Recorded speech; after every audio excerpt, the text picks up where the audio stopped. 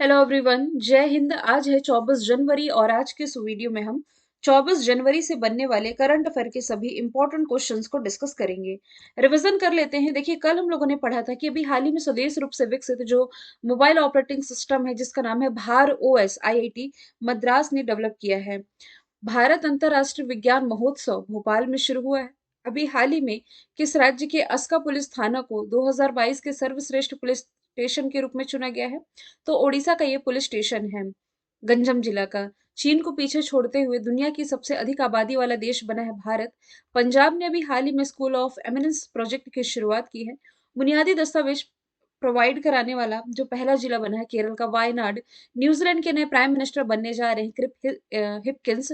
और अभी जो रिपब्लिक डे मनाया जाएगा इसमें मुख्य अतिथि के रूप में शामिल होंगे मिस्र के राष्ट्रपति अब्दुल फतह अल सीसी। कल मैंने गलती से कह दिया था कि कोप 28 का आयोजन मिस्र में होगा। देखिए, कोप 27 2022 का आयोजन ऑलरेडी मिस्र में हो चुका है। जो नेक्स्ट यानी कि 2023 का कोप 28 होगा वो बल्कि यूएई होस्ट करने जा रही है। हालांकि ये मैंने कमेंट बॉक्स में पिन भी कर दिया था।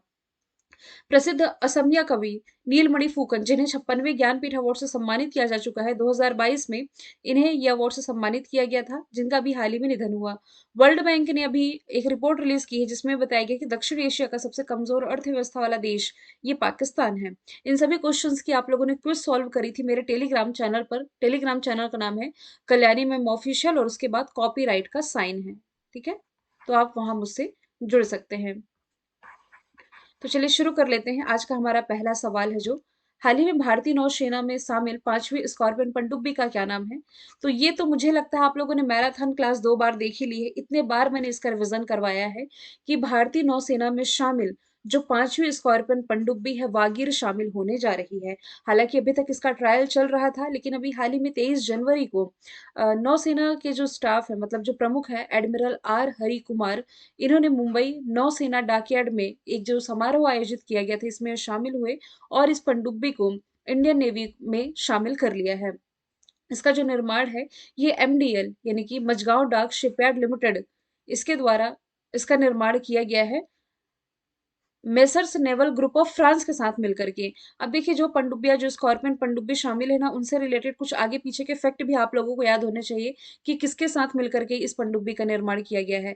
हालांकि ये मैं आपको बता चुकी हूँ कि प्रोजेक्ट 75 के तहत इंडियन नेवी में टोटल 6 स्कॉर्पियन पनडुब्बी शामिल होने वाली है, जिसमें की ट्रिक मैंने बताई थी कलवरी, करंज, कंडेरी, वेला, वागीर, वगशीर। 3 के से और 3 वी से। ये ट्रिक आप लोगों को याद हो ही गई होगी। ठीक है, आईएनएस वागीर की यदि हम बात करें, देखिए ये समुद्र में ना 37 किलोमीटर प्रति घंटे की रफ्तार से चल सकती है। और एक बार भी यानी कि समुद्र की सतह पर यदि उतार दिया जाए ये, तो 12,000 किलोमीटर तक का सफर कर सकती है। और इसकी अधिकतम गहराई की मैं बात करूं यानी कि समुद्र में कितने गहराई तक अधिकतम ये जा सकती है, तो 350 मीटर तक ये जा सकती है और लगातार 50 दिन तक ये समुद्र के भीतर रह सकती है। और इसकी कुछ खासियत है, मतलब बेहद खामोशी से अपने मिशन को अंजाम देती, इसलिए इसे साइलेंट किलर भी कहा जाता है। ये सबमरीन है जो स्टिल्थ तकनीक से लैस है, जिसके चलते जो राडार होते हैं ना इसे आसानी से कैच नहीं कर पाते हैं। ठीक है, तो इन सभी खासियत के साथ आईएनएस वागीर लॉन्च हो चुका है। अब जो देखिए 5 तो शामिल हो गए, खरंज, खंडेरी, कलवरी, वागीर और बेला, 4 5 हो गए। अब जो छठवीं है ना बगशीर, इसका ट्रायल चल रहा है, जल्द ही ये इंडियन नेवी में शामिल हो जाएगी। इंडियन नेवी के प्रमुख आर हरि कुमार लिखा ही हुआ है। ठीक है, आईएनएस विक्रांत के बारे में यदि हम बात करें तो ये 2022 के करंट अफेयर में हम लोगों ने पढ़ा था कि भारत का पहला इंडिजीनियस एयरक्राफ्ट कैरियर है ये। आईएनएस सरनाला का भी ये नवंबर के टाइम हम लोगों ने पढ़ा था कि anti submarine warfare shallow water craft है। आईएनएस ध्रुव तो ये भारत का पहला long range nuclear missile tracking ship है। अगला प्रश्न है, हाल ही में अंडमान निकोबार द्वीप समूह के कितने द्वीपों का नाम बदल करके सॉरी अंडमान निकोबार द्वीप समूह के कितने द्वीपों का नामकरण परमवीर चक्र के विजेताओं के नाम पर किया गया है? तो टोटल 21 द्वीपों का जो नाम है ये परमवीर चक्र के विजेताओं के नाम पर किया गया है। हालांकि पूरे आप लोगों को इसमें याद नहीं रखना है।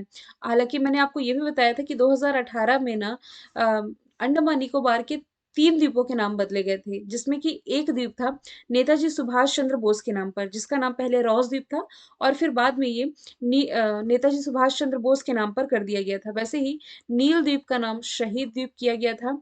रॉस द्वीप का मैं बता ही चुकी हूँ, नेताजी सुभाष चंद्र बोस के नाम पर।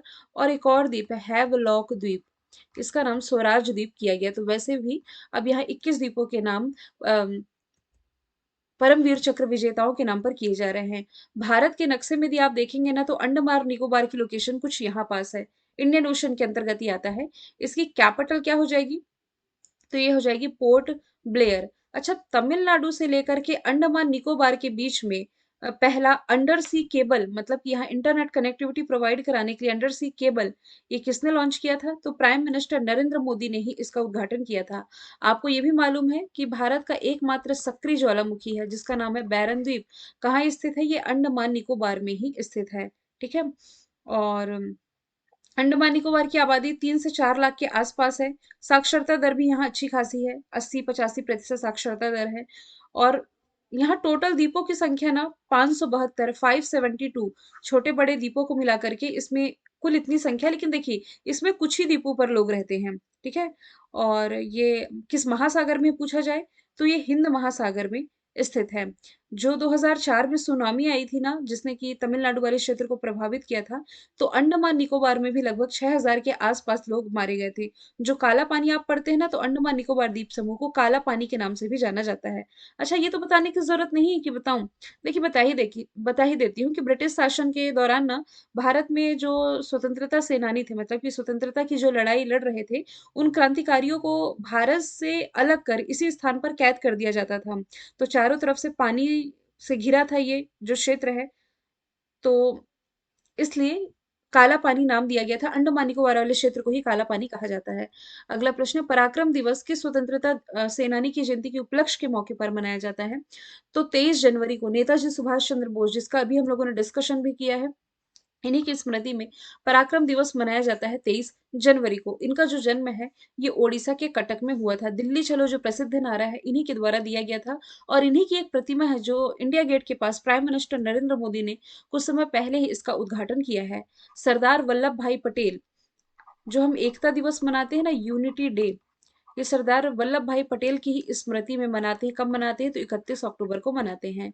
और जनजातीय गौरव दिवस, ये हम कब मनाते हैं?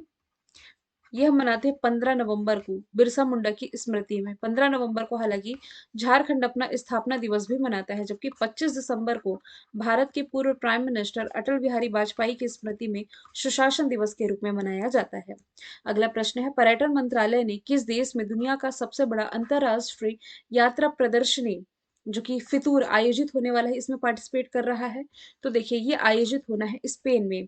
दुनिया का सबसे बड़ा अंतरराष्ट्रीय यात्रा प्रदर्शनी है, नाम है इसका फितूर। ये 18 से 22 जनवरी तक ऑलरेडी आयोजित हो चुका, मतलब अब खत्म हो चुका है।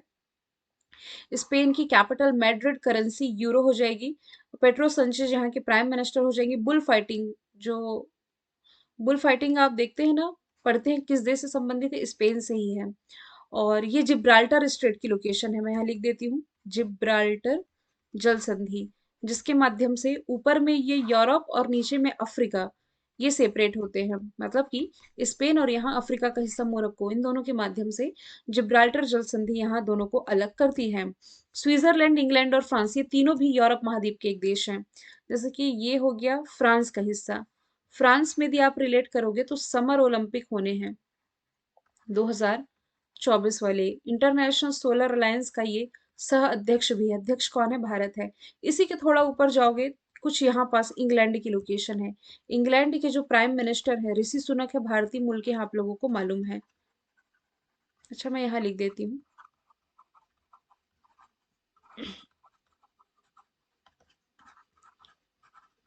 और स्विट्जरलैंड में मौत की मशीन, जिसे मंजूरी दी गई थी, सार्को नाम था। इसके अलावा क्या रिलेट करोगे? महिलाओं के टेनिस से रिलेटेड एक प्रतियोगिता है, बिली जीन किंग कप, ये स्विट्जरलैंड ने ही अपने नाम किया था। स्विट्जरलैंड की लोकेशन ने यहाँ कहीं है। अगला प्रश्न है, भारत के सबसे गहरे मेट्रो स्टेशन का निर्माण कहाँ किया जा रहा है? तो पुणे, जो कि महाराष्ट्र में स्थित है, यहाँ भारत का सबसे गहराई पर स्थित मेट्रो स्टेशन बनने जा रहा है, जो कि इसकी गहराई भी लिखी हुई है। रिपोर्ट के अनुसार इस मेट्रो स्टेशन की गहराई जमीन से 33.1 मीटर यानी कि लगभग लगभग 108.59 फीट रहने वाली है। अब ये महाराष्ट्र में स्थित है। महाराष्ट्र की कैपिटल मुंबई, मुख्यमंत्री एकनाथ शिंदे, राज्यपाल भगत सिंह कोश्यारी हो जाएंगे। अच्छा, ये जो लातूर आप देख रहे हैं ना, भीमराव अंबेडकर की स्मृति में यहाँ स्टेच्यू ऑफ नॉलेज का अनावरण ये किया गया था। फिर जलगांव का जो केला है, अभी इसे जीआई टैग दिया गया था। इसके अलावा नासिक ये किस नदी के किनारे बसा हुआ है? ये गोदावरी नदी के किनारे बसा हुआ। भारत की जो पहली किसान रेल है ये नासिक के देवलाली से ही बिहार के दानापुर के बीच चलाई गई थी। भारत का पहला अम, जो एलएनजी प्लांट है ये नागपुर, जिसे आप संतरा नगरी के नाम से जानते हैं, यही स्थापित किया गया। Tree city of the world के रूप में मुंबई और हैदराबाद दोनों को ही चुना गया था। पुणे, आपके एग्जाम में यदि पूछा जाए कि भारत की रासायनिक प्रयोगशाला कहाँ है, यानी कि केमिकल लेबोरेटरी ऑफ इंडिया, तो ये पुणे में ही स्थित है। इसके अलावा सीरम इंस्टीट्यूट ऑफ इंडिया जो कि कोविशील्ड वैक्सीन बना रही है, इसका भी मुख्यालय यही है।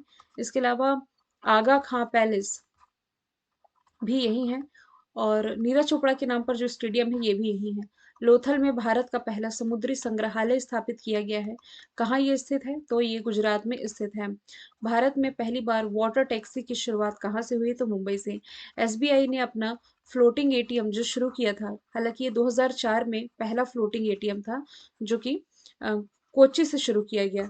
अब है हाल ही में नाको यानी कि नेशनल एड्स कंट्रोल ऑर्गेनाइजेशन ने किस राज्य में मानव की सबसे बड़ी लाल रिबन श्रृंखला बनाई है? तो ये बनाई गई है ओडिशा में। अच्छा, ये लाल रिबन श्रृंखला मतलब ये एड्स का ही जो साइन है, लोगो आप कह सकते हैं, इसे चिन्हित करने के लिए। हालांकि आप जानते हैं कि एड्स डे ये 1 दिसंबर को मनाया जाता है। इस बीमारी के प्रति लोगों को अवेयर करने के लिए ये दिवस तो मनाया ही जाता है। साथ ही अभी ओडिशा में जो अ, हॉकी वर्ल्ड कप चल रहा था, हालांकि इससे भारत अब बाहर हो चुका है, तो इसमें एक तरह की चेन बना करके लोगों को प्रदर्शित किया गया है। तो सबसे बड़ी मानव श्रृंखला यहीं पर बनाई गई है ओडिशा में। राष्ट्रीय एड्स नियंत्रण संगठन जो कि 1992 में स्थापित हुआ, नई दिल्ली में हेडक्वार्टर, और वी हेकाली इसके महानिदेशक है। ओडिशा की राजधानी भुवनेश्वर, मुख्यमंत्री नवीन पटनायक, राज्यपाल गणेशी लाल हैं। मैंने आपको कल गंजम जिले का एक पुलिस थाना बताया था, अस्का